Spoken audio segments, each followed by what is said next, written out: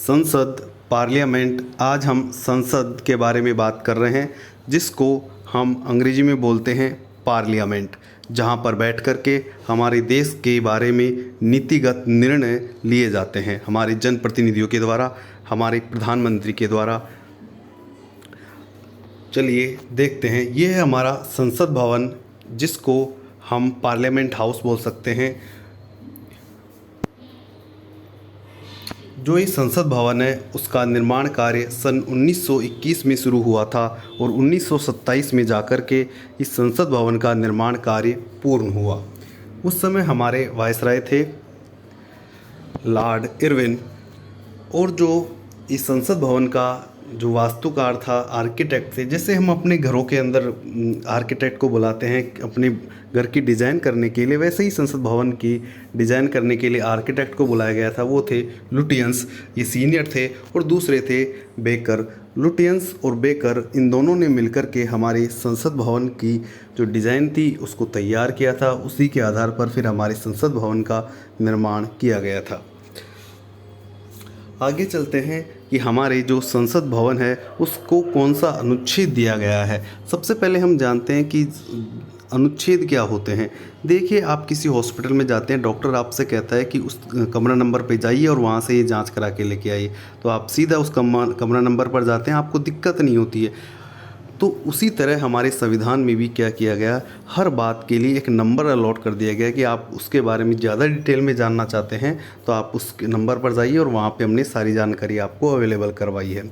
तो जो भारतीय संसद को जो नंबर अलॉट हुआ है वो है 79, और जिसको हम बोलते हैं अनुच्छेद, अंग्रेजी में हम उसे बोलेंगे आर्टिकल। तो जो भारतीय संसद को अनुच्छेद अलॉट हुआ है 79, तो आप अनुच्छेद 79 के अंदर जाइए और वहाँ पर आपको सारी जानकारी भारतीय संसद के बारे में मिल जाएगी। इसका गठन कैसे होना है, क्या होना है, सारी जानकारी संसद के आपको इसके मिल जाएगी। जो संसद है वो हमारे ब्रिटेन के संविधान से लिया गया है। जो संसदीय प्रणाली है वो ब्रिटेन के संविधान से ली गई है। आगे बात कर लेते हैं, हमारी जो संसद है उसके अंग कौन कौन से हैं, उसके पार्ट कौन कौन से हैं, उसके भाग कौन कौन से हैं। इसके 3 भाग हैं, लोकसभा, राज्यसभा, राष्ट्रपति। तो कोई भी जो बिल होता है वह लोकसभा या राज्यसभा में पेश किया जाता है और राष्ट्रपति के साइन करने के बाद वो कानून बन जाता है। और यदि हम सदन की बात करें तो सदन यानी बिल्डिंग 2 है, राज्यसभा और लोकसभा, जहाँ पर लोकसभा हमारा निम्न सदन है और राज्यसभा हमारा उच्च सदन है। लोकसभा के सदस्यों का कार्यकाल 5 साल होता है और राज्यसभा के सदस्यों का कार्यकाल 6 साल होता है। इन दोनों के सदस्य ही सांसद कहलाते हैं। और जो हमारा लोकसभा निम्न सदन हो गया, राज्यसभा हमारा उच्च सदन हो गया है।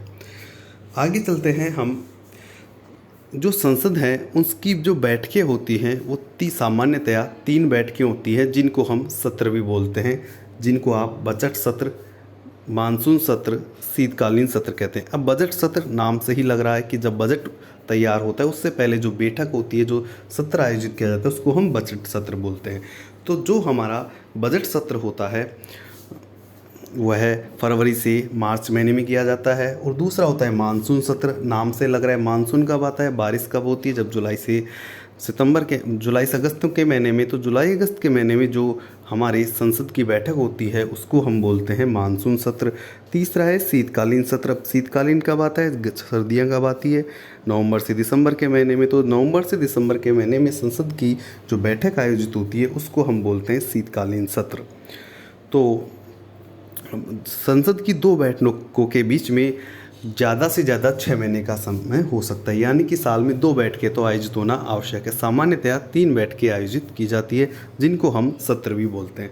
अगला जानते हैं कि जो संसद के सदस्य होते हैं उनको क्या कहते हैं। जैसे हमारे परिवार के सदस्य होते हैं उनको हम बोलते हैं मेंबर ऑफ फैमिली, तो उसी तरह संसद के सदस्यों को भी हम क्या बोलेंगे, मेंबर ऑफ पार्लियामेंट, जिसको शॉर्ट में हम MP कहते हैं, हिंदी में जिसे हम सांसद कहते हैं। तो देखिए, जैसे आपके राज्यों के अंदर विधानसभाएं होती है, विधानसभाओं को अंग्रेजी में लेजिस्लेटिव असेंबली बोला जाता है। वह और उसके सदस्यों को मेंबर ऑफ लेजिस्लेटिव असेंबली बोला जाता है, जिसको हम शॉर्ट में एमएलए या विधायक बोलते हैं। तो जो एमएलए होते हैं वो मिलकर राज्य में सीएम यानी चीफ मिनिस्टर, मुख्यमंत्री का चुनाव करते हैं। ठीक वैसे ही हमारे एमपी और जो सांसद हैं वो मिलकर के हमारे जो प्रधानमंत्री है उनका चुनाव हमारे देश के अंदर करते हैं। आगे बात कर लेते हैं कि जो हमारी संसद है उसका कार्य क्या होता है। जो संसद होती है वह हमारी विभिन्न विषयों से संबंधित, समस्याओं से संबंधित कानून बनाती है, ताकि देश में एक रूपता बनी रहे, किसी भी प्रकार की वाद विवाद नहीं हो और कोई समस्या ना हो। जैसे अभी हाल ही के कृषि कानून देख सकते हैं, ट्रिपल कानून तलाक वाले कानून देख सकते हैं। तो दोस्तों, हमने संसद के बारे में जानकारी देने का आपको प्रयास किया है। मिलते हैं अगले वीडियो में, तब तक के लिए जय भारत, जय हिंद।